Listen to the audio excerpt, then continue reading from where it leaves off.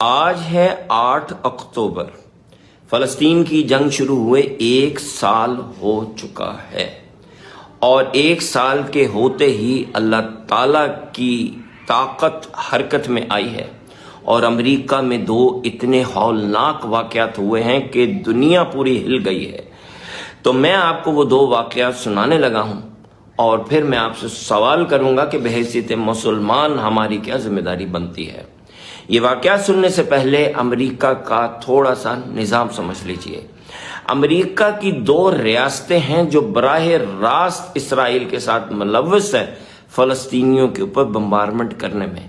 یاد رہے کہ اسرائیل کا خود یہ کہنا ہے کہ امریکہ کے بغیر وہ 2 دن جنگ نہیں لڑ سکتے۔ تو وہ جو امریکہ جس کے بغیر وہ جنگ نہیں لڑ سکتے، وہ اصل میں 2 امریکہ کی ریاستیں ہیں۔ سب سے پہلے ان کا نام، ایک ریاست ہے نارتھ کیرولائنا اور دوسری ریاست ہے فلوریڈا۔ ان کی کیا اہمیت ہے؟ نارتھ کیرولائنا امریکہ کی چھاونی ہے۔ اس ریاست کی تقریباً 1 کروڑ آبادی ہے اور تقریباً ساری آبادی جنگی ساز و سامان بنانے میں یا ملٹری بیسز چلانے میں ملوث ہے۔ یہاں امریکہ کے 7 سب سے بڑے اڈے ہیں، سب سے بڑے اڈے۔ یہاں سے کارگو پلینز بومز لے کے اڑتے ہیں، اسرائیل کو دیتے ہیں، جو اسرائیل پھر فلسطینیوں پہ گراتا ہے۔ تو یہ تو ہو گیا نارتھ کیرولائنا۔ یاد رکھیں کہ یہاں کے لوگ اسرائیل کے اتنے حمایتی ہیں کہ جب جہاز اڑتے تھے یہاں سے اسلحہ لے کے اسرائیل کے لیے، تو یہ اٹھ کے نعرے لگاتے تھے کہ مارو فلسطینیوں کو، مارو فلسطینیوں کو۔ اب ہم آتے ہیں دوسری ریاست فلوریڈا کی طرف۔ فلوریڈا میں امریکہ کے امیر ترین یہودی رہتے ہیں، لیکن اس کے علاوہ بھی ایک رول ہے ان یہودیوں کا۔ یہ وہ یہودی ہیں جو امریکی کانگریس کے اوپر اثر انداز ہوتے ہیں اور وہاں سے بل پاس کرواتے ہیں، وہاں سے ایڈ پاس کرواتے ہیں، جو کہ پھر نارتھ کیرولائنا جاتی ہے، وہاں سے وہ بام شپس جہازوں پہ بیٹھتے ہیں، رکھے جاتے ہیں اور وہ آگے جاتے ہیں۔ تو Florida finance and political power اور نارتھ کیرولائنا ملٹری پاور۔ اب ہم آگے چلتے ہیں۔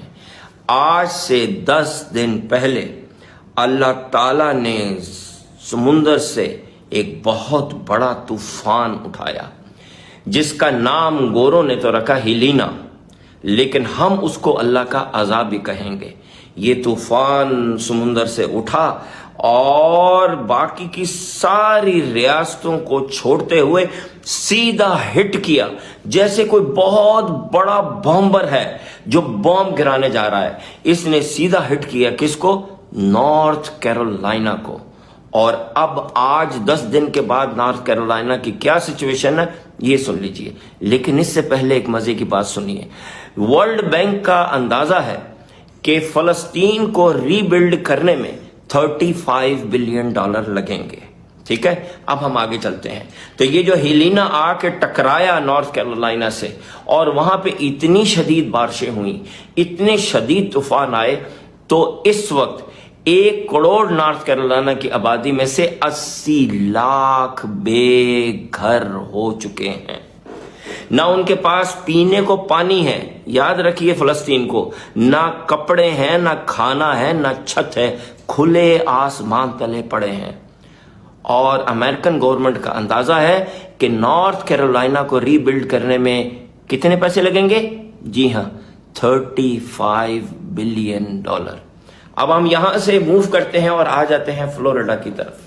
دوسرا طوفان اس وقت جب میں آپ سے گفتگو کر رہا ہوں تو اٹھا ہے اور وہ گلف آف میکسیکو سے، اور اب وہ بڑھ رہا ہے فلوریڈا کی طرف، بالکل ایک بہت بڑے بامبر کی طرح جس کے اوپر بامز ہی بامب لگے ہوں، لیکن اس کیس میں بامز ہیں دنیا کی تیز ترین ہوا، 180 مائل پر آور کی ہوا جو انسان نے آج تک نہیں دیکھی تھی۔ جس وقت میں یہ ویڈیو بنا رہا ہوں تو 180 مائل پر آور کی ہوائیں اس وقت سمندر میں گھومتی ہوئی فلوریڈا کی طرف بڑھ رہی ہیں۔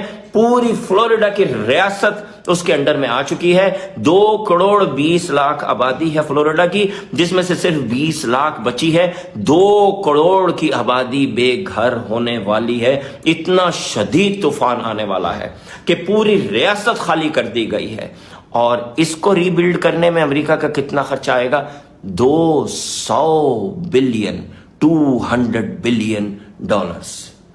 اب میرا آپ سے بحیثیت مسلمان ایک سوال ہے، قرآن میں 2 دفعہ یہ ذکر آیا ہے کہ گھومو اللہ کی زمین میں اور دیکھو کہ اللہ تعالیٰ نے کفار کے اوپر کیسے کیسے عذاب بھیجے ہیں۔ تو میرے آپ سے 2 سوال ہیں۔ نمبر 1، کیا یہ عذاب نہیں ہے؟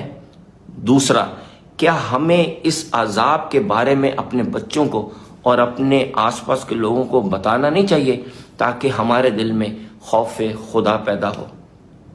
کرنا چاہیے، لیکن مسئلے 2 ہیں۔ پہلا مسئلہ یہ ہے کہ آدھے لوگ جو یہ میری بات سنیں گے وہ آدھے اس کو کوئی سائنسی فیکٹ کا نام دے دیں گے، وہ کہیں گے جی گلوبل وارمنگ ہے تو ایسے ہوا تو ویسے ہوا، اور وہ اس کو ریجیکٹ کر دیں گے۔ اور دوسرا گروپ ان مسلمانوں کا ہے معصوم کہ جو یہ کہیں گے کہ لو جی اللہ تعالیٰ تو عذاب بھیجتا ہے تو ہمیں کچھ کرنے کی کیا ضرورت ہے۔ تو ان کے لیے عرض ہے کہ اللہ تعالیٰ کا کفار پہ یہ عذاب فلسطینیوں کی 1 سال کی جدوجہد اور شہادتوں کے بعد آیا ہے۔